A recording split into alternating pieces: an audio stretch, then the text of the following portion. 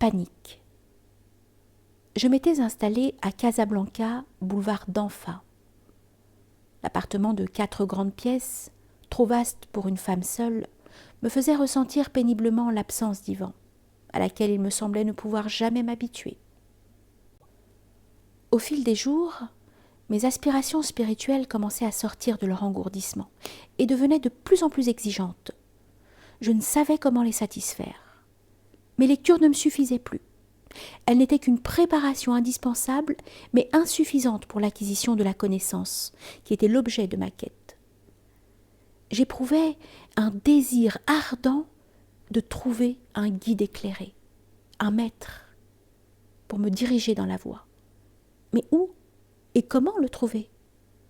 Je n'étais venue dans cette ville, durant les années passées dans le bled, que tous les 2 ou 3 mois environ, pour y faire des emplettes, et je ne connaissais d'autres personnes que des commerçants. Du bled, j'avais heureusement ramené 2 jeunes filles qui m'étaient très attachées et qui s'occupaient des travaux ménagers. L'une avait un cousin, Ali, étudiant en faculté, qui venait la voir souvent. Je le gardais chaque fois à dîner avec nous. C'était un garçon intelligent et sympathique. J'aimais m'entretenir avec lui de la religion islamique, mais il ne pouvait pas répondre à toutes mes questions. Il me l'avoua avec humilité un soir pendant le dîner quand, soudain, inspiré, il s'exclama « Gapsi, lui seul peut vous comprendre !»« Qui est Gapsi ?» demandai-je intriguée. Il me dit tout ce qu'il savait de lui. C'était peu de choses, mais j'en avais retenu l'essentiel. Gapsi était celui que je cherchais. Il me fallait absolument le connaître. Ali promit de faire tout son possible pour satisfaire mon désir.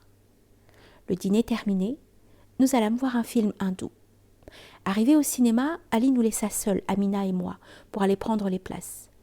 Pendant que nous attendions, je regardais les gens qui nous entouraient lorsque, soudain, je reçus un choc. La vision d'une tête émergeant au-dessus des autres, une tête qu'on ne pouvait jamais oublier dès lors qu'on l'avait vue. Elle réunissait au type arabe la forme et les traits du Bouddha. Ce mélange en une seule figure produisait un effet saisissant, extraordinaire. Quand son regard croisa le mien, j'en fus bouleversée.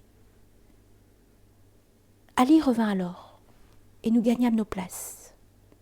Tandis que je m'asseyais, je revis l'homme de l'autre côté de la salle, qui nous observait avec un intérêt évident. Je ne pouvais suivre le film. Mes pensées, mon imagination travaillaient intensément. Je voulais savoir qui était ce personnage, et je désirais surtout le connaître. La séance terminée, la salle commença à se vider. L'inconnu régla sa marche de façon à se trouver auprès de nous. C'est alors qu'Ali l'aperçut, et tout heureux, il me saisit le bras pour me le présenter. C'était Gapsi. Ce qui se passa en moi à cet instant fut imprévisible, car je m'arrachai à l'étreinte d'Ali et m'enfuis en courant en pleine panique.